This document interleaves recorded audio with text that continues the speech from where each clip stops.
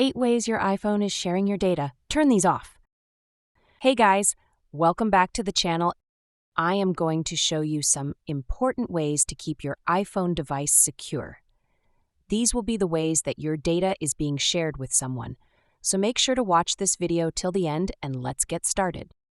If you're on your iPhone, using it throughout the day, you'd be surprised how many times, dozens, hundreds, in some cases thousands of times, your iPhone is connecting with third-party servers and sending out your personal data that you might not want it to be sending out.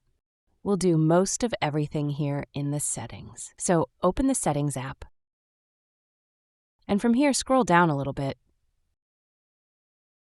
and you can see towards the bottom there is Privacy and Security. This is a really important tab to control what information, your personal information, is leaking out to other third-party apps, to Apple, to advertisers, all that. This is where you can control what data your iPhone shares with third-party apps, advertisers, and Apple. So let's tap on Privacy and Security here. I'm going to walk you through some things that you definitely want to turn off. The first one is Location Services at the top of it. So on here, you can see a Location Services is turned off in my case, and you need Location Services turned on if you want to use things like Google Maps to navigate places, but there are some instances where you don't want location. If you scroll down, there are any apps that have that little arrow there.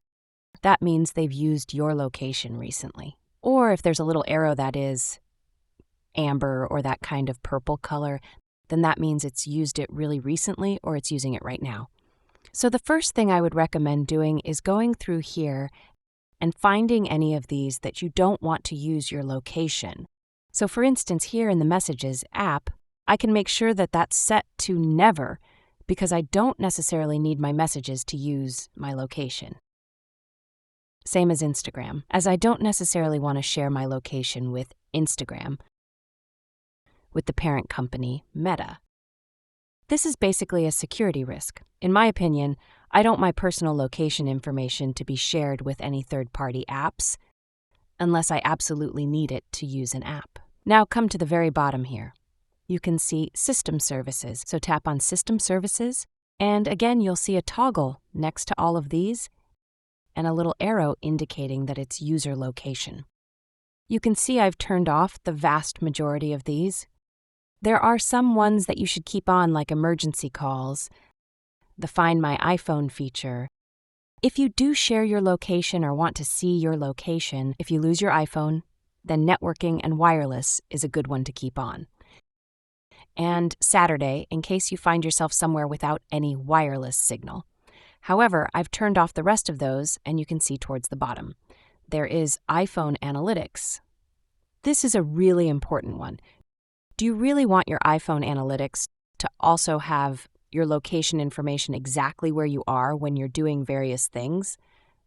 I personally don't. So on here, I'm going to also tap on Significant Locations, and I would recommend turning this off and hitting Clear History. Essentially, Significant Locations allows your iPhone to find where you commonly go. So your house, your work, a friend's house, stuff like that, and it'll keep a record of that again. I don't necessarily need my iPhone to be keeping records of where I commonly go. So let's go back here, and we've done everything in the Location Services, but there are lots more to do as well. So the second option here is tracking. Now this has gotten a lot of press, essentially. Apps might use your information from one app and try to track your behavior in another app. Essentially, you can see apps that ask for permission to track my iPhone are here at the below. The apps are shown here. That means if I turn this on, the app can see what I do in Facebook or Instagram or in my Mail app. So, of course, if you have that turned on, I would just recommend turning it off and leaving all of these off. There's no reason why one app needs to track you as you basically do your things or check your email or use other apps. So let's keep that off here. And then let's just keep scrolling down because there are lots of other important things as well. So you can keep scrolling down and you'll be able to see motion and fitness here. So I'm going to tap on motion and fitness, and you can see fitness tracking. It says it will use to estimate your body motion, mobility, step counts, and stairs climbed.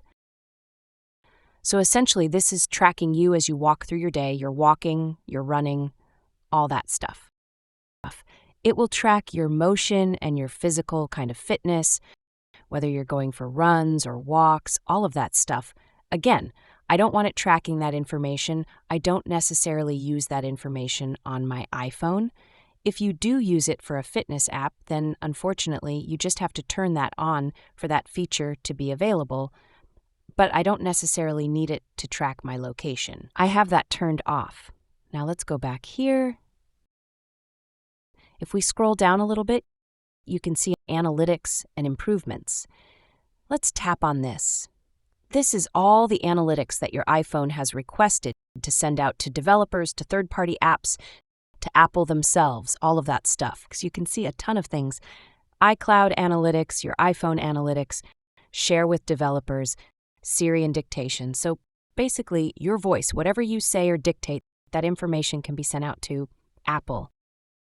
In all of these instances, I would recommend just turning it off. You don't necessarily need to share any of your analytics. This doesn't improve your personal experience on your iPhone as a whole, I guess. Sharing analytics can help them report bugs or find various issues with the software on your phone, but I personally don't really want to share that information. So I have all of the analytics turned off. Now let's go back here.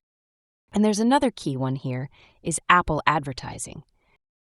And you can see here personalized ads. This will essentially allow your iPhone to track your behavior, what you're searching for, what you're doing, where you are, and then it will sell. Apple will sell essentially that information to advertise to you.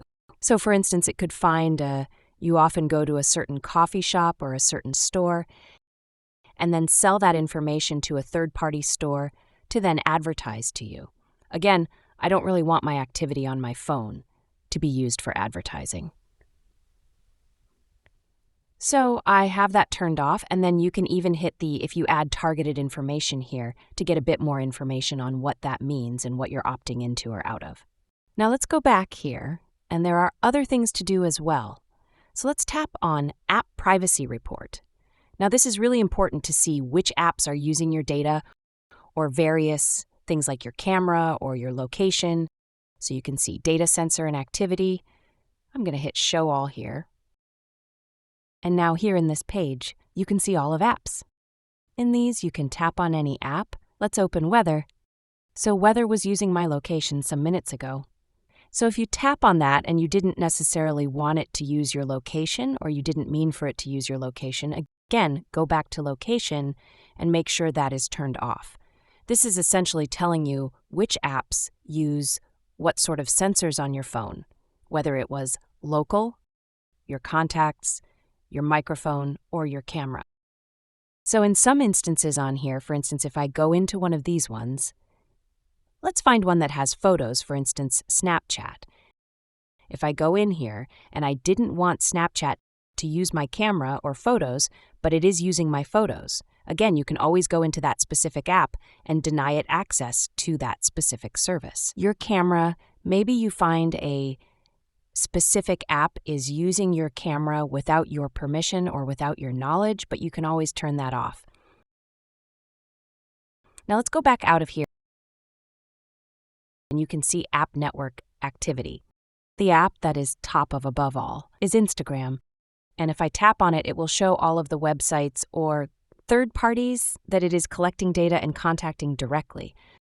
So domains contacted directly, you can tap on any of these to get more information, but essentially you can see which apps are big culprits in terms of taking your information and sending out to some third party, usually trackers or advertising or stuff like that.